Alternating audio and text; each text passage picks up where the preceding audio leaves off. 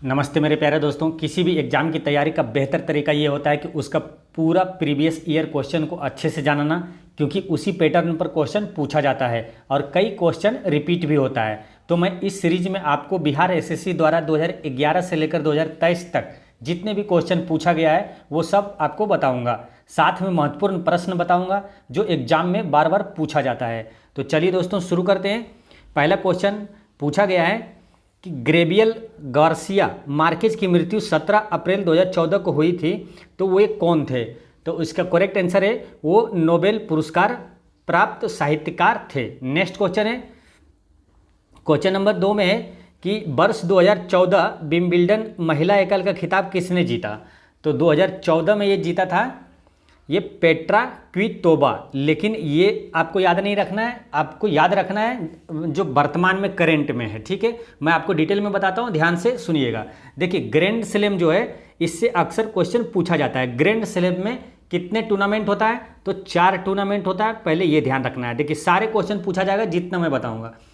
ठीक है, तो ग्रैंड स्लैम किस खेल से संबंधित है? इसमें टेनिस खेला जाता है, ये ध्यान रखना है। ठीक है, आपको इसमें जो 4 टूर्नामेंट होता है वो क्रम भी आपको कभी कभी पूछा जाता है। ठीक है, तो आपको साल में ये चारों खेल होता है, तो स्टार्टिंग किस ओपन से होता है? तो ऑस्ट्रेलियाई ओपन से होता है। ठीक है, सबसे पहले होता है ऑस्ट्रेलियाई ओपन, फिर दूसरा होता है फ्रेंच ओपन, 3 नंबर में तीसरा होता है विंबलडन ओपन, और अंत में जो चौथा है वो यूएस ओपन होता है। ठीक है, आपको ये क्रम याद रखना है। ठीक है, फिर से समझिए, ऑस्ट्रेलियाई, फ्रेंच, विंबलडन और यूएस ओपन। ठीक है, अब देखिए जो वर्तमान में यानी 2023 में पुरुष एकल का विजेता और महिला एकल का विजेता, ये क्वेश्चन आपसे पूछा जाता है। तो पुरुष एकल का विजेता ये चारों का आपको बताता हूँ क्रम से। जैसे ऑस्ट्रेलियाई ओपन और फ्रेंच ओपन, ये दोनों का पुरुष एकल का विजेता है नोवाक जोकोविच, और एक यूएस ओपन भी ले लीजिए जो लास्ट में चौथा यूएस ओपन, वो तीनों का महिला एकल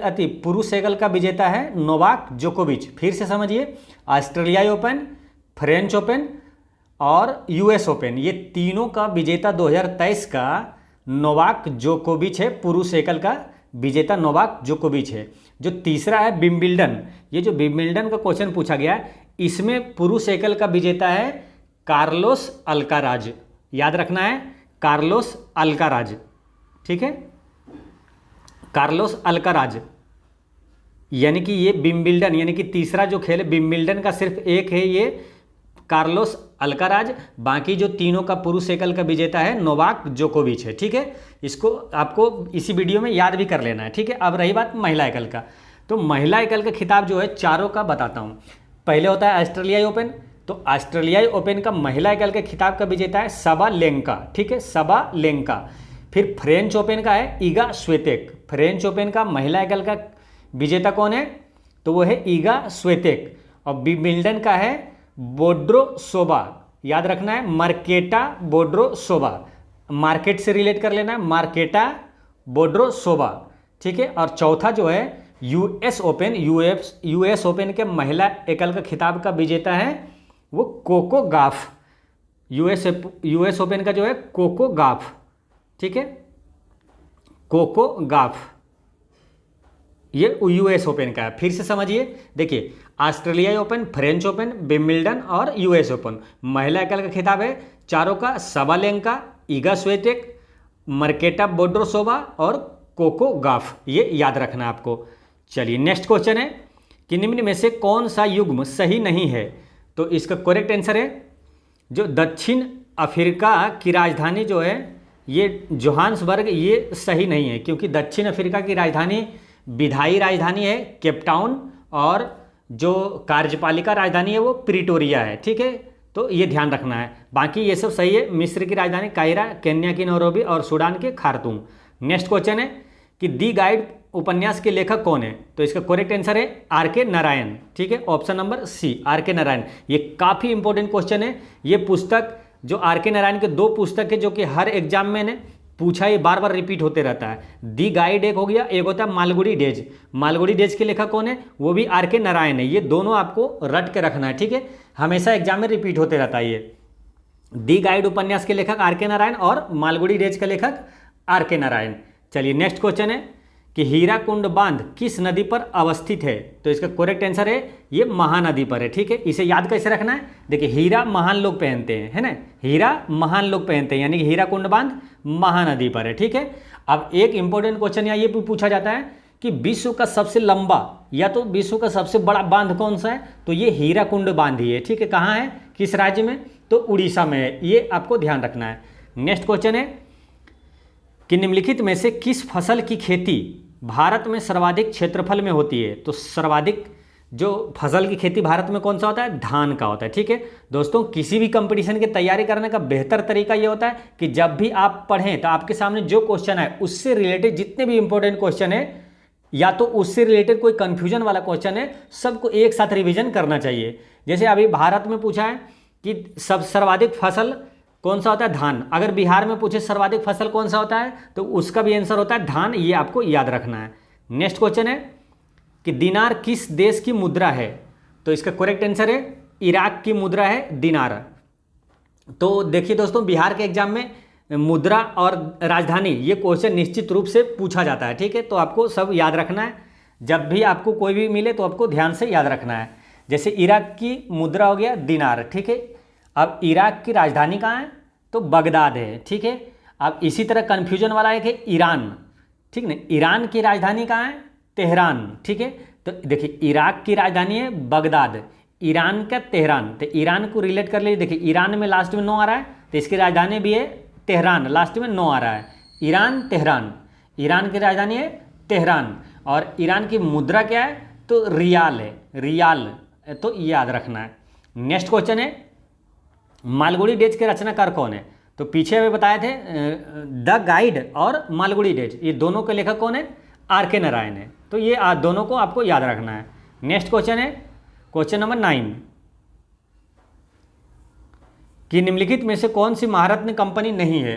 तो इसका आंसर है, ये उस समय की बात है जब 2015 में एग्जाम हुआ था, पावर फाइनेंस कंपनी ये महारत्न कंपनी नहीं थी, लेकिन अब भी ये पावर फाइनेंस कंपनी भी 2021 में इसे महारत्न कंपनी का दर्जा दिया गया है, अक्टूबर 2021 में। ठीक है, तो यानी कि जो स्टील अथॉरिटी ऑफ इंडिया यानी सेल ये भी है महारत्न कंपनी, और ये भी है, और national thermal power corporation limited भी है, और ये भी, यानी चारों महारत्न कंपनी है इसमें से। ठीक है, महारत्न कंपनी पूछे अभी कितना है? तो कुल हो गया है 13 महारत्न कंपनी अभी हो गया, ये ध्यान रखना है आपको। नेक्स्ट क्वेश्चन है कि गंगा ब्रह्मपुत्र डेल्टा क्षेत्र का वन निम्नलिखित में से किस नाम से जाना जाता है? तो ये सुंदरवन के नाम से जाना जाता है। अच्छा, सुंदरवन का डेल्टा कहाँ पर है मालूम? तो ये है बंगाल और बांग्लादेश के सीमा में, दोनों जगह है ये। ठीक है, ध्यान रखना है। और एक क्वेश्चन ये पूछा जाता है कि मैंग्रोव वन कहाँ पाए जाते हैं? तो सुंदरवन में ही पाया जाता है, ये ध्यान रखना है। नेक्स्ट क्वेश्चन है कि कालिदास सम्मान पुरस्कार प्रारंभ किया गया तो किस सरकार द्वारा प्रारंभ किया गया था? तो मध्य प्रदेश सरकार द्वारा। एक है तानसेन सम्मान, जैसे कालिदास सम्मान है तो मध्य प्रदेश सरकार, तानसेन सम्मान पूछे तो वो भी होता है मध्य प्रदेश सरकार, आपको याद रखना है। ठीक है, नेक्स्ट क्वेश्चन है कि भारत में अंतर्राष्ट्रीय फिल्म समारोह जो 20 से 30 नवंबर 2014 के बीच हुआ था, तो ये कहाँ हुआ था? तो ये हुआ था गोवा में। ठीक है, और शायद अभी जो वर्तमान में है ना वो भी अंतर्राष्ट्रीय भी जो फिल्म समारोह है 2023 में जो हुआ था वो भी गोवा में ही हुआ था। ये ज़्यादातर गोवा में ही होता है अंतर्राष्ट्रीय फिल्म समारोह, ये ध्यान रखना है।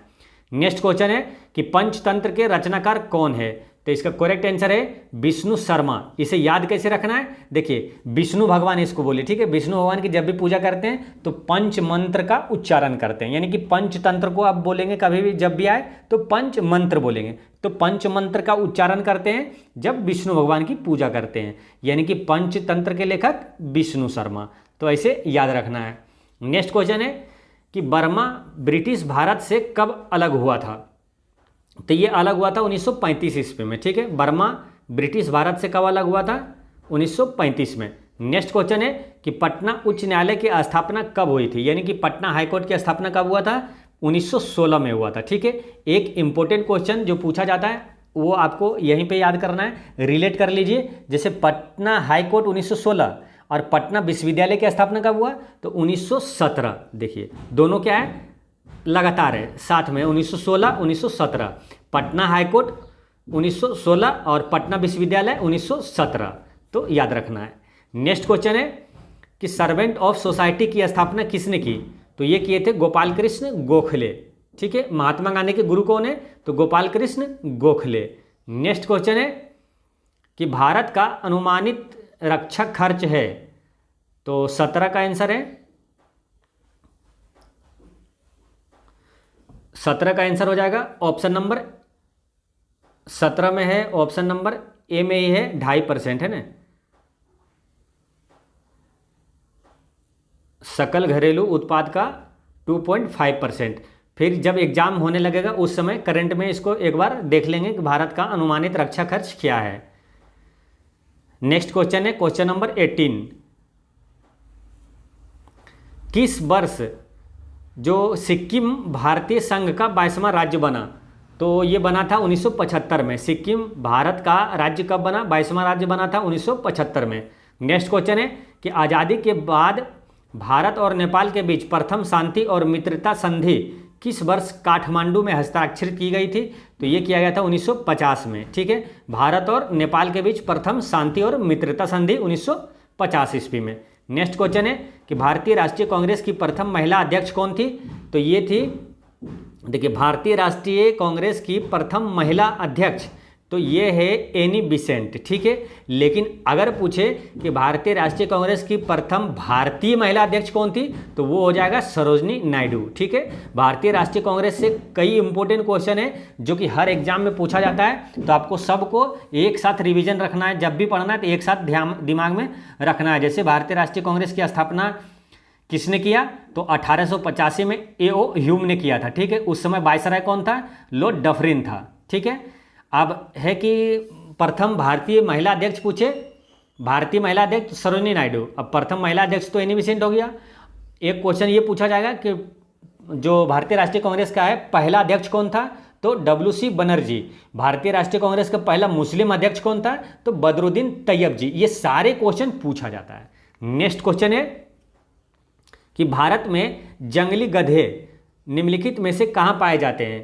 तो ये पाया जाता है कच्छ के रण में। ये कहाँ है? कच्छ के रण में, यानी गुजरात में है। ठीक है, एक गिर का वन कहाँ है जो शेरों के लिए प्रसिद्ध है? ये क्वेश्चन पूछा जाता है, तो वो भी गुजरात में है। गिर का वन शेरों के लिए प्रसिद्ध है, गुजरात में है। नेक्स्ट क्वेश्चन है कि निम्नलिखित में से कौन बायोस्फीयर रिजर्व या सुरक्षित मंडल नहीं है? तो इसका करेक्ट आंसर है ये काजीरंगा बायोस्फीयर रिजर्व नहीं है। ठीक है, तो यानी कि मन्नार की खाड़ी, नीलगिरी और सुंदरवन ये सब बायोस्फीयर रिजर्व है। अच्छा, भारत में कुल कितने बायोस्फीयर रिजर्व है? जैव मंडल आरक्षित क्षेत्र तो वो है 18। पुरानों की संख्या कितनी है? तो 18। तो इस तरह से याद करना है रिलेट करके। ठीक है, बायोस्फीयर रिजर्व भारत में कितना है? 18। नेक्स्ट क्वेश्चन है कि ज्वालामुखी रिंग ऑफ फायर या घेरा किस महासागर से संबंधित है? तो ये संबंधित है प्रशांत महासागर से। ठीक है, यानी कि प्रशांत महासागर में अगर पूछे ना कि सबसे ज़्यादा ज्वालामुखी या भूकंप कहाँ आता है, तो प्रशांत महासागर में ही आता है। तो वहाँ जो सबसे ज़्यादा ज्वालामुखी आता है ना, उसी को है ना वहाँ बोला गया है रिंग ऑफ फायर। ठीक है, वो प्रशांत महासागर में है। अच्छा, एक क्वेश्चन ये पूछा जाए कि विश्व का सबसे बड़ा महासागर कौन सा है? तो प्रशांत महासागर है। विश्व में कुल कितने महासागर है? तो 5 महासागर है। ठीक है, प्रशांत महासागर, हिंद महासागर, अटलांटिक महासागर, आर्कटिक महासागर और अंटार्कटिक महासागर। तो ये याद रखना है। नेक्स्ट क्वेश्चन है कि सबसे अधिक प्याज उत्पादन करने वाला राज्य कौन है? तो ये महाराष्ट्र। सबसे अधिक प्याज का उत्पादन कहाँ होता है? महाराष्ट्र में होता है। अच्छा, सबसे अधिक चावल का उत्पादन कहाँ होता है? तो पश्चिम बंगाल में होता है। सबसे अधिक गेहूं का उत्पादन कहाँ होता है? तो उत्तर प्रदेश में होता है।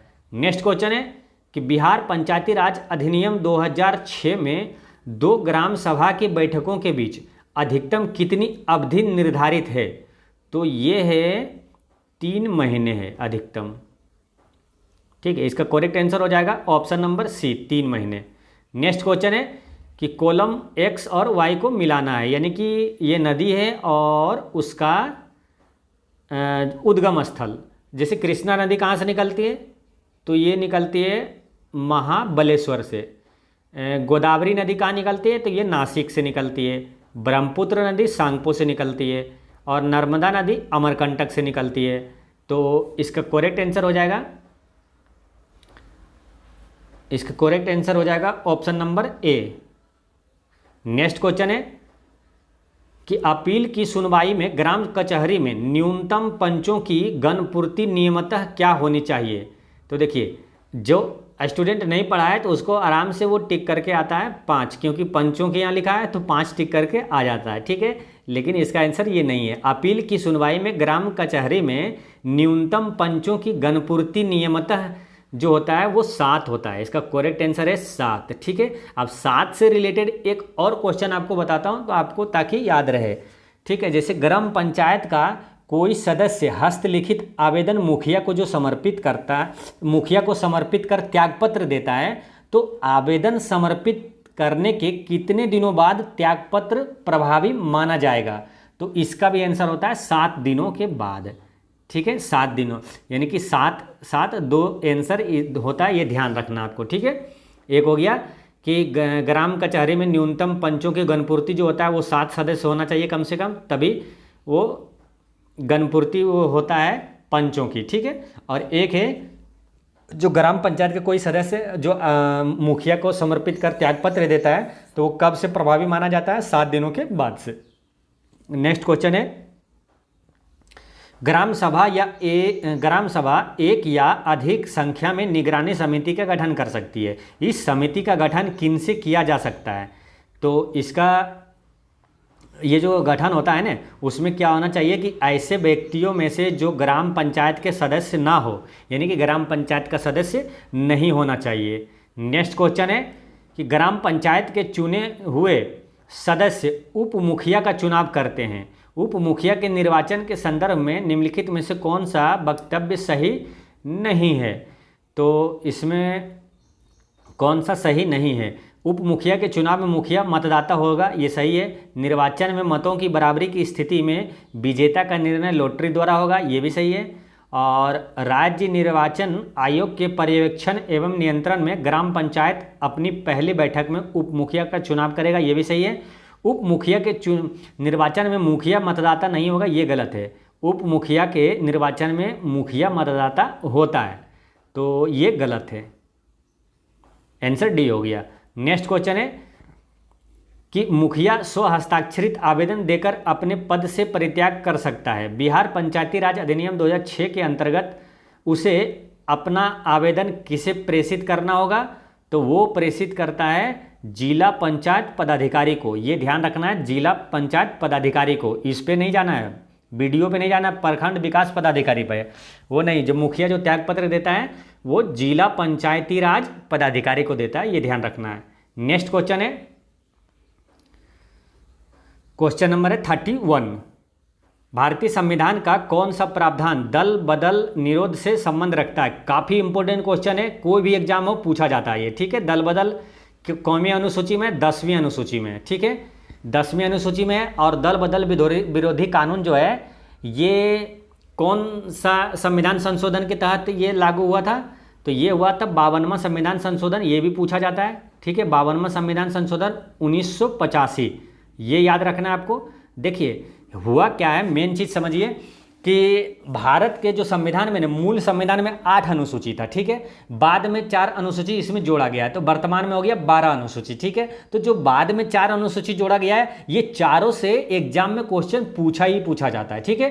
तो आपको चारों अनुसूची को याद रखना है, ठीक है। जैसे पहला अनुसूची जोड़ा गया था 9वीं अनुसूची। 9वीं अनुसूची में क्या है, भूमि सुधार संबंधी किस अनुसूची में है, तो 9वीं अनुसूची में। दल बदल अधिनियम किस अनुसूची में है, तो 10वीं में है। फिर 11वीं में क्या है, पंचायती राज, और 12वीं में क्या है, नगर पालिका है। तो ये याद रखना है चारों। फिर से समझिए, 9वीं में भूमि सुधार, 10वीं में दल बदल, 11वीं में पंचायती राज, 12वीं में नगर पालिका। एक क्वेश्चन ये पूछा जाता है कि भारतीय संविधान में पहला संशोधन कब हुआ, तो 1951 में हुआ था, ठीक है। वो कौन सा था, 9वीं अनुसूची था, ये ध्यान रखना है। चलिए नेक्स्ट क्वेश्चन है 32। क्वेश्चन नंबर 32 में है कि भारतीय संविधान की धारा 198 में धन विधेयक पारित करने की विधि प्रावधानित है। यदि विधान परिषद धन विधेयक को रोक लेता है तथा उसे वापस करने से मना कर देता है तो कितने दिनों बाद इस विधेयक को दोनों सदनों से पारित माना जाएगा। काफ़ी बड़ा क्वेश्चन है लेकिन आंसर काफ़ी आसान है। ये क्या होता है, कोई भी धन विधेयक रोक लेता है तो वो 14 दिन बाद क्या है, वो पारित माना जाता है ऑटोमेटिक। ठीक है, इसका आंसर बी हो गया 14 दिन। नेक्स्ट क्वेश्चन है कि भारतीय संविधान का अनुच्छेद 51A नागरिकों के मौलिक कर्तव्य से संबंधित है, किस संविधान संशोधन से इसे लाया गया? तो इसका करेक्ट आंसर है 42वां संविधान संशोधन के तहत मौलिक कर्तव्य को जोड़ा गया है। मौलिक कर्तव्य से क्वेश्चन काफ़ी इंपॉर्टेंट है जो पूछा जाता है। ठीक है, तो आपको इससे जो जो पॉइंट टू पॉइंट याद रखना है। ठीक है, देखिए मौलिक कर्तव्य किस अनुच्छेद में है, तो अनुच्छेद 51 के ए में है, ये ध्यान रखना। पहले मौलिक कर्तव्य को कब जोड़ा गया, तो 42वां संविधान संशोधन के तहत जोड़ा गया था, वो ये 1976 में। ठीक है, और किस भाग में है मौलिक कर्तव्य, तो भाग 4 के 4A में है। ठीक है, और एक क्वेश्चन ये भी पूछा जाता है कि किस समिति के सिफारिश पर मौलिक कर्तव्य को जोड़ा गया है, तो स्वर्ण सिंह समिति के सिफारिश पर। ठीक है, मौलिक कर्तव्य किस देश से लिया गया है, तो रूस से लिया गया है। नेक्स्ट क्वेश्चन है कि 74वें संविधान संशोधन का संबंध निम्नलिखित में से किस संस्था से है, तो 74वें संविधान संशोधन है नगर पालिका से। ठीक है, देखिए जब भी नगर पालिका क्वेश्चन आए तो आपको पंचायती राज भी साथ में रिवाइज कर लेना है। ठीक है, जब भी पंचायती राज का क्वेश्चन आएगा तो नगर पालिका भी साथ साथ में रिवीजन करना है। ठीक है, जैसे 74वां में है नगर पालिका, तो 73वां में पूछे क्या है, तो 73वां में है पंचायती राज। 73वां संविधान संशोधन में है पंचायती राज और 74वां में है नगर पालिका। तो ये आपको ध्यान रखना है। ठीक है, अच्छा नगर पालिका कितवीं अनुसूची में है, तो नगर पालिका 12वीं अनुसूची में है और पंचायती राज 11वीं अनुसूची में है। नेक्स्ट क्वेश्चन है कि हाल ही में आंध्र प्रदेश से अलग कर एक नए राज्य तेलंगाना का गठन हुआ है, इससे भारतीय संविधान की किस सूची में परिवर्तन होता है, तो ये परिवर्तन होता है अनुसूची 1 में। अनुसूची 1 में ही है ना, कोई नया राज्य बना सकते हैं, है ना, कोई राज्यों का नाम बदल सकते हैं, तो वो अनुसूची 1 में है। चलिए, अच्छा एक क्वेश्चन ये भी पूछा जाता है ना कि तेलंगाना राज्य का गठन कब हुआ, तो हुआ था कब, 2 जून 2014 को। ठीक है, ये याद रखना है। नेक्स्ट क्वेश्चन है निम्नलिखित में से कौन सी राज्य पार्टी है, तो भारतीय राष्ट्रीय कांग्रेस, ये क्या है, केंद्रीय पार्टी है ना, केंद्र सरकार की केंद्रीय मतलब पार्टी है, राष्ट्रीय पार्टी है। भारतीय जनता पार्टी भी राष्ट्रीय पार्टी है। कम्युनिस्ट पार्टी ऑफ इंडिया मार्क्सवादी वाला ये भी राष्ट्रीय पार्टी है। ये जो बहुजन समाज पार्टी है ये राज्य पार्टी है। ठीक है, ये क्वेश्चन ये पूछा जाता है, बिहार एसएससी सीजीएल में पूछा गया है कि बहुजन समाज पार्टी का संस्थापक कौन है, तो कौन है, बहुजन समाज पार्टी का संस्थापक ये है कांसीराम। ठीक है, याद रखना है कांसीराम। नेक्स्ट क्वेश्चन है कि प्रथम लोकसभा के स्पीकर कौन थे, तो ये थे जीबी मावलंकर। ठीक है, प्रथम लोकसभा के जो अध्यक्ष है वो जीबी मावलंकर थे। वर्तमान में लोकसभा के अध्यक्ष कौन है, तो ओम बिरला है। ठीक है, याद रखना है। और एक क्वेश्चन ये पूछा जाता है कि लोकसभा सदस्य बनने के लिए न्यूनतम आयु कितनी होती है, 25 वर्ष, और राज्यसभा के लिए वो होता है 30 वर्ष। नेक्स्ट क्वेश्चन है कि निम्नलिखित में से किस राज्य में विधानमंडल का ऊपरी सदन यानी कि विधान परिषद नहीं है, तो विधान परिषद नहीं है, तो इसका करेक्ट आंसर है ये पश्चिम बंगाल में नहीं है। ठीक है, अब देखिए ये क्वेश्चन आपसे पूछा गया अभी कि यहाँ पश्चिम बंगाल, अगर यहाँ दे दे केरला, यहाँ दे दे आपको कुछ भी दे दे, यानी कि कर्नाटक दे दे, या तो जो भी राज्य उत्तराखंड दे दे, तो आपको ये याद रखना है कि विधान परिषद है कहाँ कहाँ। ठीक है, अगर वो याद है तो कोई भी क्वेश्चन देगा किसी तरह घुमा के देगा, आप आराम से आंसर टिक कर सकते हैं। तो विधान परिषद है ना, वर्तमान में 6 राज्यों में है। ठीक है, उसको आपको याद रखना है। कैसे याद रखना है, देखिए कहाँ कहाँ है, देखिए महाराष्ट्र में, ठीक है, आंध्र प्रदेश में, बिहार में, कर्नाटक में, ठीक है, उत्तर प्रदेश में और तेलंगाना में। ठीक है, अब देखिए इसे याद कैसे रखना है, देखिए महाराष्ट्र यानी आंध्रा यानी आंध्र प्रदेश, बहिरा यानी बिहार, काना यानी कर्नाटक, आंध्रा बहिरा काना 4 गो हो गया। उत्तर तेलंगाना 6। आसान से याद हो गया।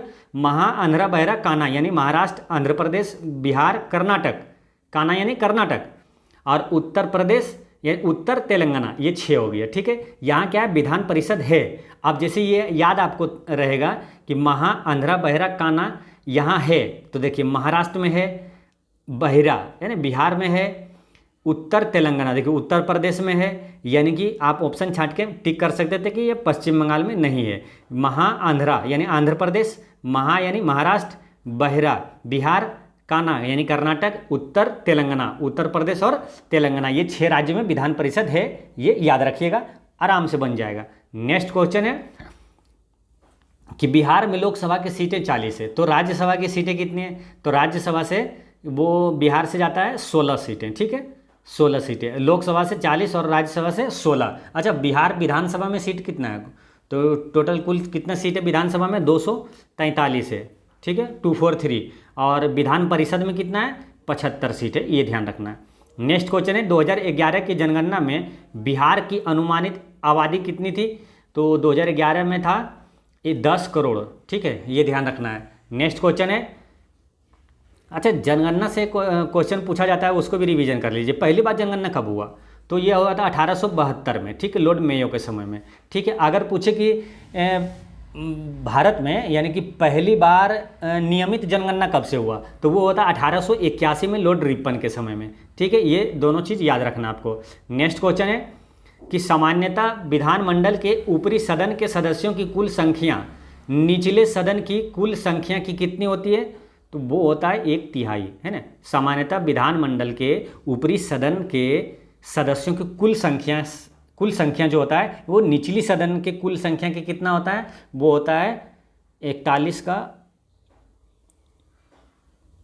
ऑप्शन नंबर हो जाएगा, 1/3 होता है आंसर इसका,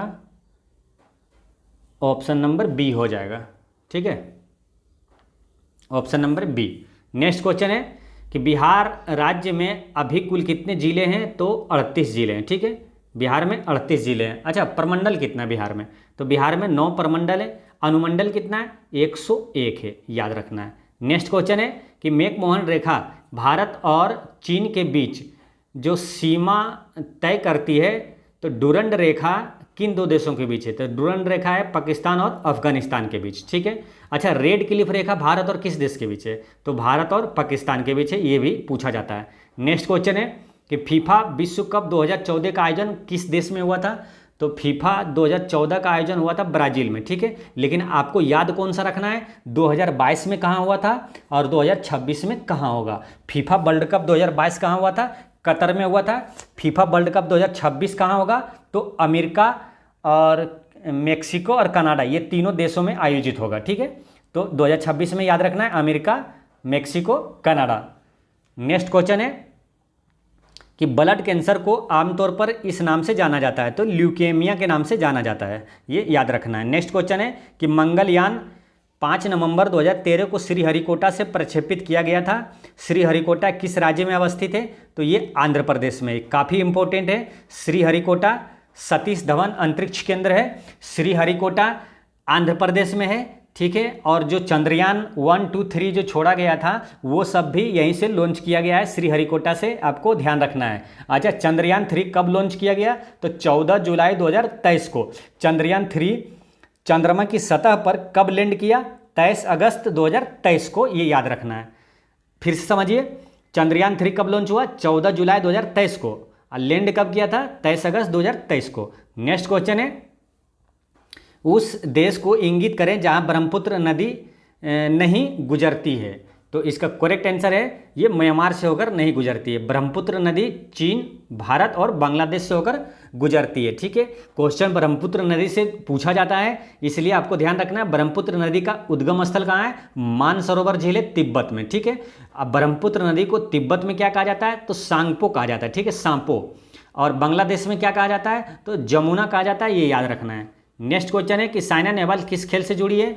तो साइना नेहवाल जो है वो बैडमिंटन खिलाड़ी है। ठीक है, बैडमिंटन खिलाड़ी साइना नेहवाल है, और साइना नेहवाल किस राज्य से है? हरियाणा से है। नेक्स्ट क्वेश्चन है कि किनन स्टेडियम किस शहर में अवस्थित है? तो कीनन स्टेडियम जमशेदपुर में है, ये याद रखना है। नेक्स्ट क्वेश्चन है कि फिजी की राजधानी कौन सी है, तो इसका करेक्ट आंसर है सूबा। इसी तरह एक कन्फ्यूजन वाला क्वेश्चन है, एक जुबा है। जुबा किस देश की राजधानी है, ये बताइए। जुबा, देखिए जुबा, ये जुबा है ना, ये भी किसी देश की राजधानी है। अगर ये ऑप्शन में दे देता तो आपको कंफ्यूजन हो जाएगा कि फिजी की राजधानी है कौन, सूबा है या जुबा है। ठीक है, अभी आपको बता देंगे कि सूबा है, लेकिन उस समय कंफ्यूजन हो जाएगा कि फिजी की राजधानी है कौन, सूबा है या तो जुबा है। तो बताते हैं, देखिए जुबा जो है ना, ये दक्षिण सूडान की राजधानी है। दक्षिण सूडान की राजधानी जुबा है और फिजी की राजधानी क्या है, सूबा है। इसे कंफ्यूजन ना हो कभी और याद हमेशा रहे। तो कैसे याद करना है, देखिए फिजी है, फिजी को रिलेट करिए फिजिशियन से। फिजिशियन मतलब डॉक्टर, तो फिजी हो गया फिजिशियन। फिजिशियन क्या करेगा, सुइबा दे देगा। देखिए सुइबा है ना, यानी फिजी की राजधानी सूबा। ठीक है, अब जुबा में नहीं जाएंगे क्योंकि फिजिशियन जो है ना वो सुइबा दे देगा। तो फिजी की राजधानी सूबा, ये कन्फर्म हो गया। चलिए नेक्स्ट क्वेश्चन है कि ईसा पूर्व दूसरी सदी में शूद्रक ने मृक्षकटिकम नामक प्रसिद्ध नाटक की रचना की, जो संस्कृत भाषा में। मृक्षकटिकम का अर्थ क्या है, तो मृक्षकटिकम का अर्थ है मिट्टी की छोटी गाड़ी। ठीक है, मृक्षकटिकम यानी मिट्टी की छोटी गाड़ी। इंपॉर्टेंट क्वेश्चन ये पूछा गया है। ठीक है, और ये भी पूछा गया है, आपको ये याद रखना है कि मृक्षकटिकम लेखक कौन है, ये ध्यान रखना है, शूद्रक। ठीक है, ये अलग से पूछा जाता है, ध्यान रखना है। नेक्स्ट क्वेश्चन है कि कुचिपुड़ी किस देश का लोक नृत्य है, तो इसका करेक्ट आंसर है आंध्र प्रदेश का है। ठीक है, कभी ना भूलें आप, और तमिलनाडु या केरल में कभी कंफ्यूजन ना हो कि कौन सा होगा। तो याद रखिए कि आंध्रा में कचका पुड़िया खा गए। ठीक है, देखिए कुचिपुड़ी यानी कचका पुड़िया आंध्रा में खा गए, यानी कुचिपुड़ी आंध्र प्रदेश का है। चलिए और एक दो यहाँ बता देते हैं, जैसे करगम लोक नृत्य कहाँ का है, वो तमिलनाडु का है। करगम लोक नृत्य तमिलनाडु का है। और कथकली शास्त्रीय नृत्य कहाँ है, केरल का है। अच्छा, तमाशा और लावनी लोक नृत्य कहाँ का है, महाराष्ट्र का है। कचका पुड़िया आंध्रा में खा गए, कुचिपुड़ी आंध्र प्रदेश का है। नेक्स्ट क्वेश्चन है 53, निम्नलिखित पुस्तकों में कौन सी पुस्तक मुंशी प्रेमचंद्र द्वारा लिखित नहीं है, तो इसका करेक्ट आंसर है गोरा। ये गोरा किसका मालूम, ये गोरा है रविंद्रनाथ टैगोर जी का उपन्यास है। गोरा उपन्यास के लेखक कौन है, रविंद्रनाथ टैगोर। देखिए गोरा गोर टैगोर, उसमें रिलेट करिए। देखिए गोरा के लेखक कौन है, टैगोर। गोरा देखिए यहाँ आ रहा है, और टैगोर लिखिएगा ना, देखिए टैगोर लिखेंगे जब, इसमें भी गोरा आएगा, है ना, गोरे गोरे। ठीक है, तो गोरा का कौन आएगा, टैगोर जी। अब बाकी ये गोदान, गवन और रंगभूमि का है मुंशी प्रेमचंद्र। नेक्स्ट क्वेश्चन है कि वर्ष 2013 के लिए भारत रत्न जो दिया गया था पुरस्कार, वो किसको दिया गया, तो 2013 में ही मिला था सचिन तेंदुलकर को, है ना, याद है ना। सचिन तेंदुलकर और प्रोफेसर CN राव जो केमिस्ट्री के वैज्ञानिक थे, वो उनको मिला था, ये दोनों को मिला था 2013 में भारत रत्न। नेक्स्ट क्वेश्चन है कि भोपाल जो ए प्रेयर फॉर रेन एक फिल्म है जो हाल में प्रदर्शित हुई और औद्योगिक दुर्घटना पर आधारित है। 3 दिसंबर 1984 को भोपाल में कौन सी गैस का रिसाव हुआ। ये क्वेश्चन आप भी एग्जाम कोई ना कोई दिए होंगे, जरूर आपसे पूछा गया होगा। ये क्वेश्चन कई बार पूछा जाता है, रिपीट होते रहता है। तो इसका करेक्ट आंसर है जो गैस रिसाव हुआ था भोपाल गैस कांड में, मिथाइल आइसोसाइनेट। ठीक है, आपको याद भी होगा मिथाइल आइसोसाइनाइड। ये भोपाल गैस कांड कब हुआ, 3 दिसंबर 1984 में हुआ था। ठीक है, तो इस तरह से याद रखना है। तो दोस्तों इस तरह Bihar SSC previous year question की सीरीज का पार्ट 4 होता है समाप्त। और पिछले वीडियो में मैंने आपसे एक क्वेश्चन पूछा था कि शेरशाह सूरी का मकबरा कहाँ है, तो सासाराम में है। आज का क्वेश्चन है कि बिहार का एकमात्र राष्ट्रीय उद्यान कौन सा है, तो इसका आंसर आप कमेंट में दीजिएगा। और कोई भी डाउट हो तो कमेंट में पूछिएगा। वीडियो कैसा लगा ये भी बताइएगा। जय हिंद दोस्तों।